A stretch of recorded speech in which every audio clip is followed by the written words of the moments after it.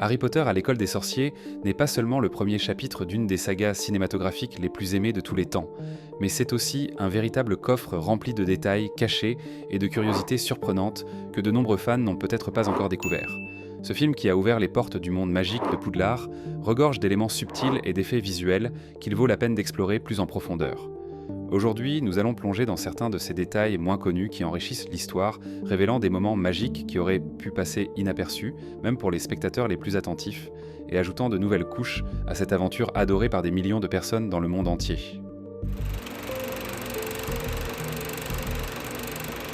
L'utilisation de l'animation numérique a été essentielle pour enrichir visuellement l'histoire, bien que ce ne soit pas toujours avec des résultats parfaits.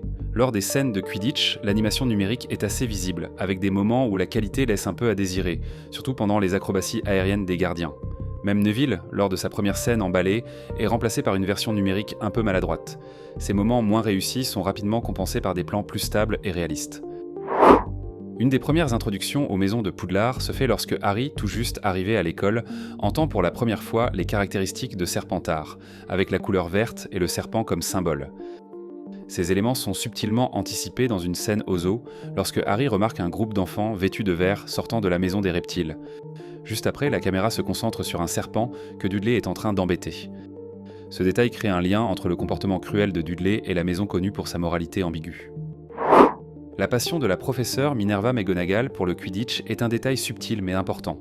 Lorsqu'elle voit Harry attraper la boule de Neville avec une facilité déconcertante, elle devine immédiatement son potentiel en tant que poursuiveur. Cette scène montre non seulement le talent inné de Harry, mais aussi le passé de McGonagall en tant que grande joueuse, quelque chose qui sera confirmé plus tard avec un trophée qui la célèbre comme l'une des meilleures du sport. Les vêtements des trois principaux protagonistes sont souvent utilisés pour refléter leur personnalité. Hermione, toujours impeccable, porte sa écharpe parfaitement nouée, un symbole de sa précision et de son attention aux détails. Ron, en revanche, apparaît plus décontracté et négligé, presque toujours avec son écharpe mal nouée, ce qui reflète son caractère insouciant. Harry, qui se situe entre les deux extrêmes, porte son écharpe à moitié nouée, symbolisant son équilibre entre sérieux et légèreté. Hermione montre à Harry un trophée gagné par son père James Potter, où deux détails curieux apparaissent. À côté du nom de James, on trouve MG McGonagall et l'année 1971. Ce détail a suscité de nombreuses théories parmi les fans, car Minerva McGonagall enseignait déjà depuis plusieurs années à Poudlard. La présence de ce nom suggère un lien familial possible ou une autre connexion avec le monde du Quidditch. De plus, à côté du trophée se trouve une autre récompense pour des services spéciaux attribués précédemment à Tom Riddle, futur Voldemort, ajoutant une inquiétante prescience autour de la famille Potter. Le personnage de Voldemort a été interprété par deux acteurs, Richard Bremmer et Ian Hart. Bremmer a incarné le corps de la figure sombre de Voldemort dans un flashback, tandis qu'Hart a fourni la voix et le visage à travers des techniques numériques. Un détail intéressant est que dans les crédits, Bremmer est crédité comme « celui dont on ne doit pas prononcer le nom », une manière mystérieuse de se référer à Voldemort qui renforce la peur qu'il inspire dans le monde magique. Une scène clé pour montrer Harry en tant que poursuiveur de Quidditch a lieu lorsque Oliver Wood, le capitaine de l'équipe de Gryffondor, lui explique les rôles et les règles du jeu. Lorsque Wood libère la Golden Snitch, célèbre pour sa vitesse et son vol erratique, Harry montre un talent naturel impressionnant en la suivant avec une précision immédiate, tandis qu'Oliver regarde dans la mauvaise direction. Ce moment anticipe l'importance de Harry dans les futurs matchs de Quidditch.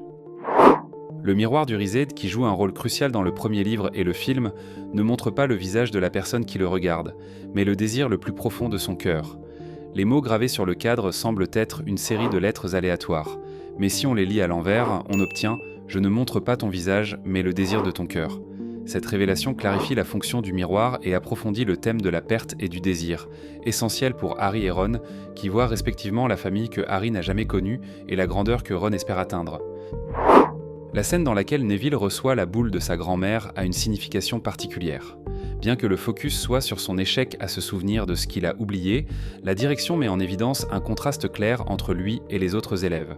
Tandis que Neville, confus et quelque peu perdu, tient la petite boule rouge brillante dans ses mains, les autres élèves apparaissent en arrière-plan, vêtus de leurs robes noires, symbolisant l'appartenance et la conformité à la culture de Poudlard. Neville, en revanche, se distingue comme quelqu'un de différent, hors de place. Pendant l'aventure pour atteindre la pierre philosophale, le trio se retrouve pris au piège par les tentacules d'une plante qui les enserre rapidement. Cette scène a été réalisée avec un effet pratique ingénieux. Les acteurs ont été enveloppés dans les plantes sur le plateau, puis les techniciens ont retiré les tentacules tout en filmant. Ensuite, la prise a simplement été inversée pour créer l'illusion que les plantes les emprisonnaient d'elles-mêmes. Un des changements les plus commentés entre le livre et le film concerne la couleur des yeux de Harry. Dans les livres, ils sont décrits comme étant verts, un trait hérité de sa mère et d'une grande importance dans l'histoire. Dans le film, cependant, les yeux de Daniel Radcliffe sont bleus. La raison en est simple. Radcliffe a eu une réaction allergique aux lentilles de contact vertes qu'il devait porter, et il a donc été décidé de conserver la couleur naturelle de ses yeux. Un détail fascinant mais facile à rater est le comportement de l'enseigne du chaudron baveur, le pub magique situé au cœur de Londres. Lorsque Hagrid et Harry s'en approchent pour la première fois, l'enseigne semble floue et illisible de loin. C'est une mesure de protection pour empêcher les moldus de repérer l'endroit. Au fur et à mesure qu'ils se rapprochent, l'enseigne devient plus nette, ce qui montre que seuls ceux qui possèdent des qualités magiques peuvent clairement percevoir l'entrée du pub. La première classe de potions avec le professeur Severus Snape introduit immédiatement la complexité de son personnage. Snape met un accent particulier sur l'asphodèle et l'absinthe, des plantes dont le symbolisme historique et botanique fait référence à la mort et à l'absence. Cela anticipe sa relation compliquée avec Lily Potter, la mère de Harry, et révèle également la douleur persistante qu'il porte à cause de sa perte. La partie d'échecs vivant est l'un des derniers obstacles que les protagonistes doivent surmonter. Bien qu'on ne voit jamais le professeur Quirrell affronter directement cette épreuve, les restes et le désordre qui apparaissent autour du plateau suggèrent qu'il a lui aussi dû la traverser. Ce détail approfondit le mystère autour de Quirrell et montre que chaque défi était adapté à celui qui devait l'affronter, renforçant ainsi la connexion entre les personnages et les énigmes du chemin. La saga Harry Potter utilise beaucoup la préfiguration, et cela est déjà visible dans la pierre philosophale. Un exemple évident est la partie d'échecs géants à la fin du film. La scène dans laquelle les personnages doivent jouer aux échecs géants pour avancer vers la pierre est anticipée par des moments plus simples, comme lorsque Ron apprend à Harry à déplacer les pièces sur un échiquier normal au début de l'histoire. Le changement de titre de Harry Potter à l'école des sorciers à Harry Potter et la pierre du sorcier pour le public américain a obligé à tourner des scènes supplémentaires. Le changement a été fait parce qu'il a été jugé que le mot sorcier serait plus familier et attrayant pour ce marché que philosophe. En conséquence, chaque scène où le titre du livre était mentionné a dû être tournée 2 fois, une avec pierre philosophale et l'autre avec pierre du sorcier, afin d'assurer la cohérence avec la version publiée aux États-Unis. Les lois strictes concernant le travail des enfants ont eu un impact important sur la production du film. Comme Daniel Radcliffe, Emma Watson et Rupert Grint étaient mineurs pendant le tournage, ils devaient respecter des règles très strictes. Ils pouvaient travailler un maximum de 9 heures par jour, avec une pause obligatoire d'1 heure pour manger et 15 minutes de repos par heure de travail.